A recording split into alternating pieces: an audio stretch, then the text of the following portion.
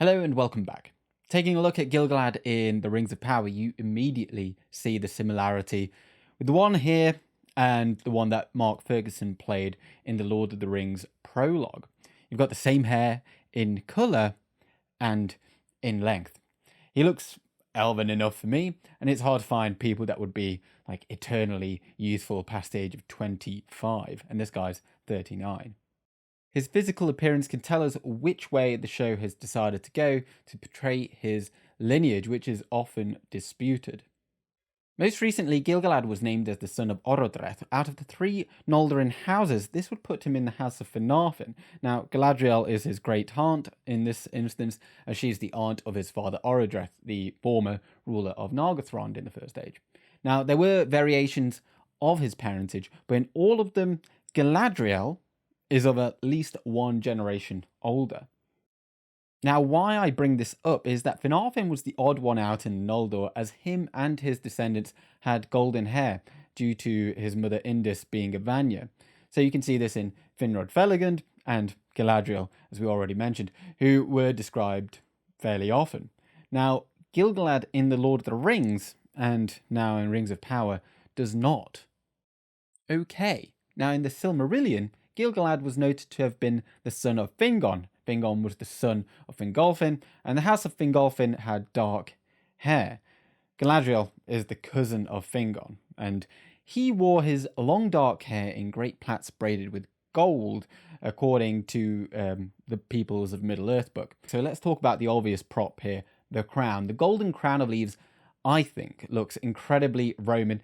I'd almost go so far as to say that it looks out of place. Now, as an aside, for golden leaves, the malorn trees that would grow in Lothlorien, later that would give it the name of the golden wood, would not grow in Lindon. But the gold, which we often see in some of the promo shots as well, that is also, those are the colours of the House of Finarfin. So that's probably a shout for that house to be of his parentage. There was also the star emblem in one of the early poster shots. Now, this could be the allusion to Gil-galad's earlier representation as either the grandson or just as a descendant of Fëanor. This would, of course, make him closer kin with Celebrimbor, more on him in a later video. Except the star holds closer resemblance to the symbol of the House of Finarfin, which is similar, and Celebrimbor doesn't actually have one on him, whereas Galadriel does. So, of course, in the Second Age, the Doors of Durin are made with the help of Celebrimbor, and he slaps his star on there. Christopher Tolkien speculated, actually, that he made a mistake, and he says in The Peoples of Middle-earth that he wishes he had kept the parentage of Gil-galad obscure, rather than making that assertion in the Silmarillion. Now, with this in mind, then, the Rings of Power folks have either by accident or by design managed to include all three houses of the Noldor into his appearance to play up to this notion, which I think is a nice touch.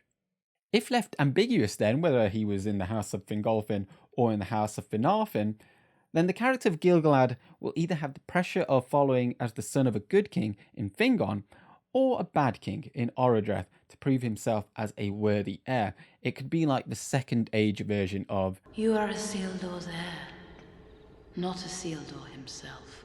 So overall, I think it's a pretty good casting. He looks the part, and I look forward to seeing what else we get to see of the character as we near closer to the release. And I will be taking a look at some of the other characters now that we know a bit more about them, such as Celebrimbor. That one is coming up fairly shortly. So thank you very much for watching. Good day.